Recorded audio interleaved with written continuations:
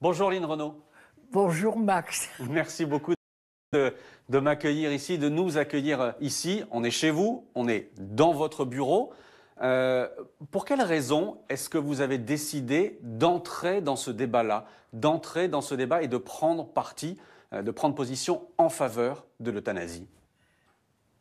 C'est tout naturel parce que on choisit sa façon de vivre, on peut choisir, on doit choisir sa façon de mourir. C'est tout simple. Je veux choisir ma façon de mourir. Et on ne va pas décider pour moi. Et puis j'ai vécu ça. J'ai vécu la mort de Loulou. Loulou Gastet, votre mari? Oui. J'ai vécu la mort de Loulou qui n'en pouvait plus, qui demandait qu'à partir, je ne pouvais rien faire. Suivi par la mort de ma mère, dans le même état, où elle me disait, je disais, maman, t'as du courage, tu sais, t'as du courage. Elle me dit, qu'est-ce que je peux faire d'autre? Qu'est-ce que je peux faire d'autre? Elle demandait à partir. Vous parliez à l'instant de votre mari, de Loulou.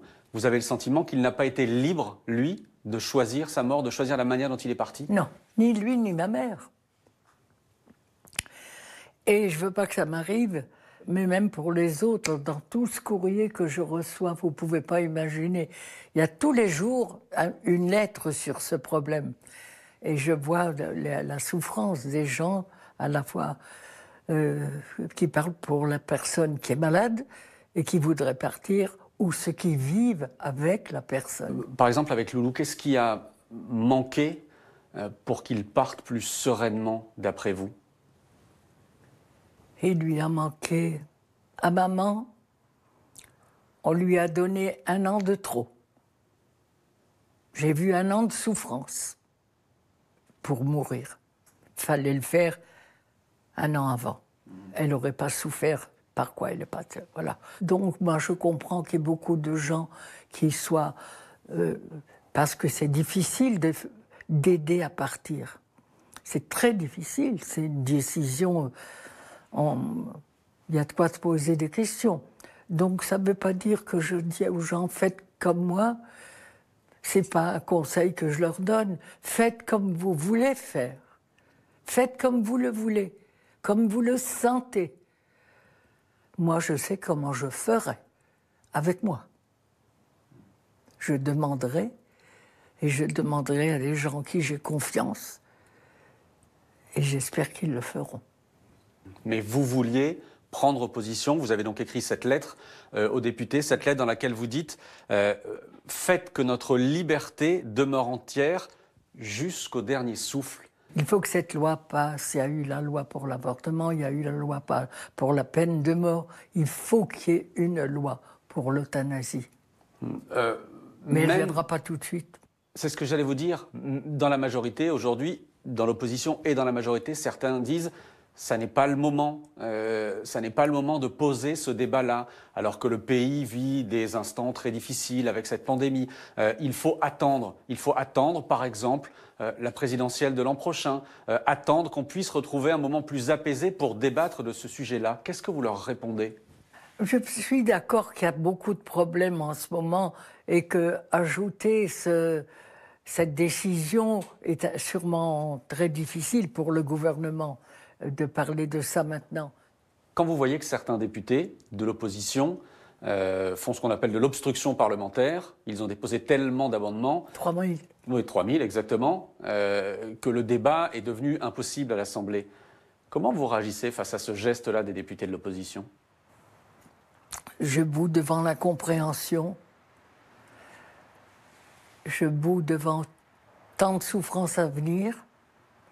Mais ils y arriveront. Ils y arriveront, c'est obligé. Ils ne peuvent pas faire autrement. Comme le Portugal vient d'y arriver, l'Espagne, et donc il y a le Luxembourg, la Hollande, la Belgique. Je ne sais pas comment c'est en Amérique. Par contre, moi qui ai vécu tellement longtemps là-bas, je ne sais pas du tout comment c'est pour l'Amérique. Vous êtes consciente, vous l'avez dit, que cette loi peut heurter certaines consciences, y compris certains médecins, qui disent « nous ne faisons pas ce métier-là pour donner la mort ».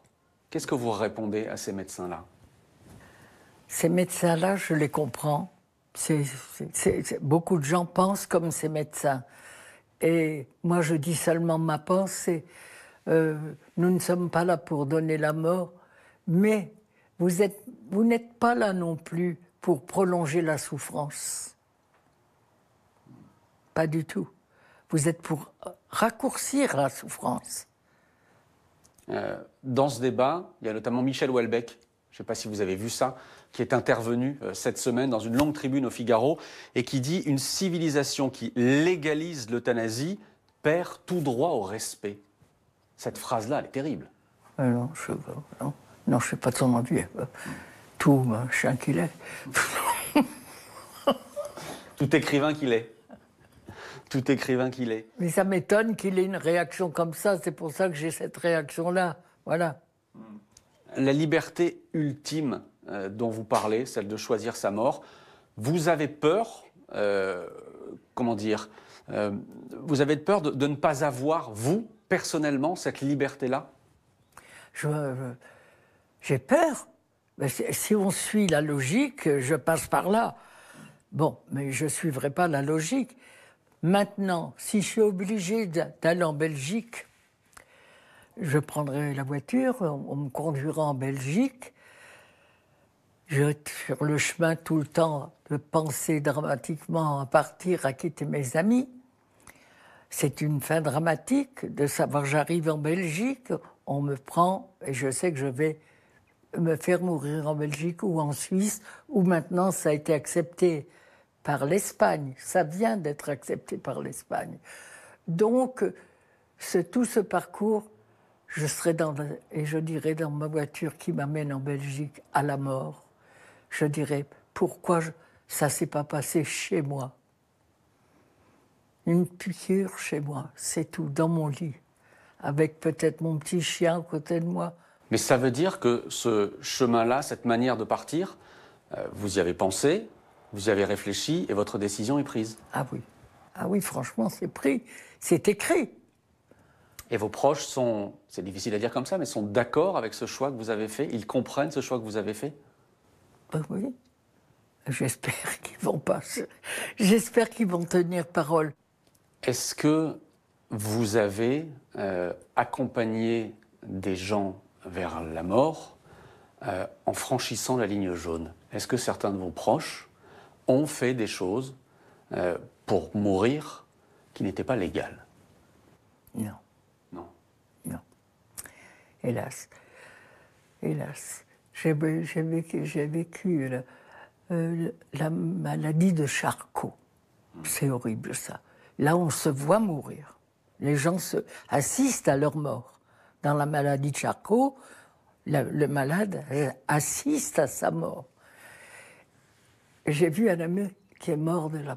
Et à ce moment-là, j'ai été conseiller à la mairie. Et je l'ai marié avant sa mort. Il ne pouvait pas dire oui. Il ne pouvait plus que parler qu'avec ses yeux. On sait que vous êtes très engagé pour le droit à mourir. Vous êtes d'ailleurs marraine de l'Association pour le droit à mourir dans la dignité. Vous êtes l'icône du SIDAction. J'ai vu tellement mourir. Oui. Oh là là. C'est ça aussi qui vous donne aujourd'hui la force de porter ce combat-là? Oui. Oui. Oui, oui, c'est ça. C'est tous les morts que j'ai vus. Mon Dieu, qu'ils souffraient. Oh là là. Et puis aussi, on parle. Il y a le problème de la religion. Il y a tellement de tabous, que c'est pour ça que cette loi elle n'est pas prête. Elle n'est pas prête de passer. Ça prendra encore un bon moment. Mais on y arrivera. Moi, je ne serai plus là. Mais on y arrivera. Qu'est-ce que vous avez envie de dire à Emmanuel Macron pour le convaincre de porter aussi ce combat-là? Je ne veux pas essayer de convaincre le président.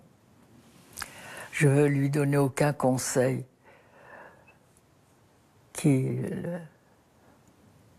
c'est son choix.